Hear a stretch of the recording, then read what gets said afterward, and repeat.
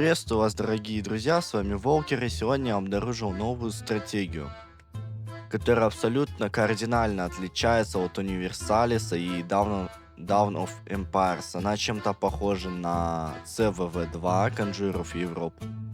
В общем-то, чем она отличается? Здесь можно выбрать свой пол, титул, дворянин, барон, король и так далее. На тебе нужно играть за XP. Игрову. Также у каждого этого титула есть свои перки. Например, у кого-то есть автосборщик налогов и так далее вкачанный. Также здесь хорошая система кастомизации есть. То есть броня всякая, мантии, кони, оружие чисто визуальное и так далее. Также вы можете выбрать любую страну. Если же все страны заняты, вы можете вас просто кинуть на любой конец карты. Вот как меня кинуло, я взял, тут челик. В общем-то, вы видите, захватил всю Италию. Ну, сейчас я это подрежу. В общем-то, стратегия напоминает типичные такие пошаговые игры, как Мечи и Магия, по-моему, что-то такое. В общем-то, вот вы как видите, как это все происходит, но бои идут в реальном времени, то есть не пошагово. Ваши юниты дерутся. Кстати, тут есть два вида кавалерии, трибушеты. Это бета-версия. То есть игра только вышла, можно сказать. Где-то дней 20 назад. Я не про старую версию. Старая версия была, но она там какая-то... Короче, они новую сделали. Beat the King. В общем-то, это не CVV2. Тут нужно думать как раз-таки. То есть тут упор на экономике... Только на экономике ничего тебе не даст. То есть у игрока есть выбор: строить деревни, которые можно улучшать в города, последующие фермы, также защитные укрепления, которые не требуют содержания, и manpower у игрока — это, грубо говоря, его население. То есть не manpower, а просто население всего королевства. Замок также производит деньги и население, что очень прикольно. Чтобы победить, вам достаточно разъебать столицу игрока, и все. Там будет анимация того, как он погиб. Но это только от его лица. А вообще 70 провинций нужно взять. А игра начинается с 1068 года. Вот как вы видите, вот тут вот сбоку у меня есть бонусы, Кастилиан и так далее. То есть Кастилиан может прибавить вам к солдатам. 15 человек. Потом есть сборщик налогов, чтобы не ходить вот так вот и не собирать их. То есть, чтобы собрать деньги, вам нужно просто наступить на постройку, которая производит деньги. Также здесь система бараков есть. Кто знает, и была такая игра РТС, но она утеряла свою популярность. То есть, там не карта была, а просто вас кидали на кусок земли, вы там строили замки. Ну, не как карта, а просто вот по углам карты вас раскидало. Я имею в виду не политической карты. И вы бьетесь за центр, допустим. В общем-то, да.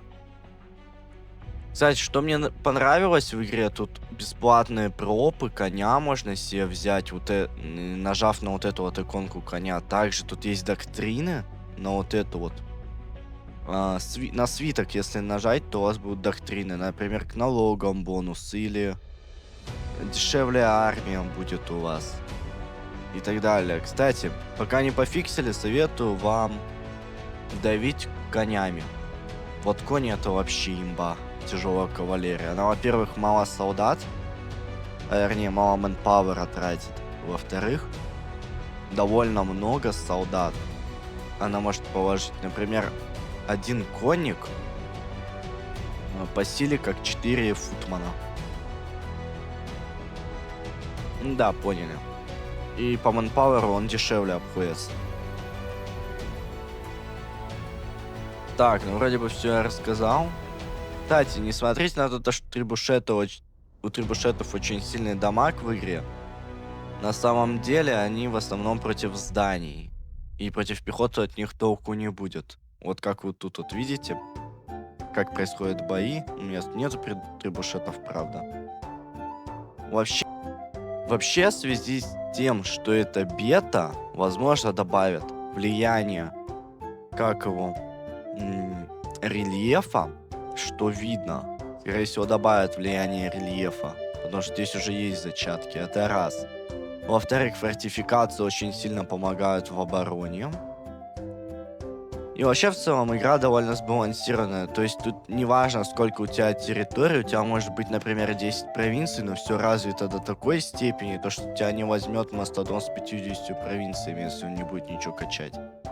Тебе достаточно просто наспамить солдат и наставить фортов, все. Он хер пробьется. Кстати, в игре есть система кораблей. То есть неполноценная война на море, а просто можно переправлять солдат с помощью кораблей. То есть ты показываешь врагам, например, на Корсику, они плывут туда. Ой, с солдатом. Оговорился немного, ну да ладно. Ну и вот, в общем-то, вы сейчас видите, игрок напал на меня. До этого Шотландия. Я решил ее отпиздить. Зоэту. Потому что он отпиздил француза, с которым мы вроде бы подружились. Вообще, кстати, тут нету системы союзов, ты изначально со всеми воюешь. Но опять же, поскольку это бета, скорее всего, добавят что-то. Кстати, у войск тут есть система... Ой, не система морали, а система ХП и силы. Как вы видите, вот эти вот значки сверху. Если у вас один лучник, то это не значит, что он снесет 3 футманов. То есть 3 пехоты. Тут ему обязательно нужно прикрытие, потому что его 3 пехотинца легко снесут. И вот, кстати, тяжелая кавалерия, которую я вкачал. Вообще кавалерия в этой игре охеренная. Вот в Универсалисе бы так же сделали.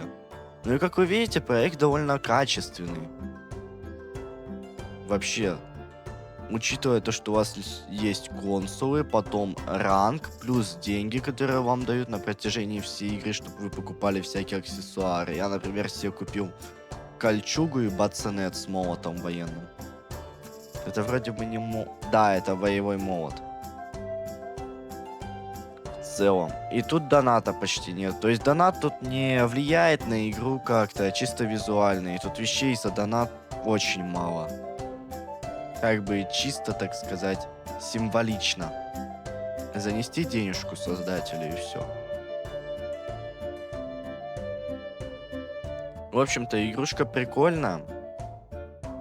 Всем спасибо за просмотр и счастья вам. Удачной игры.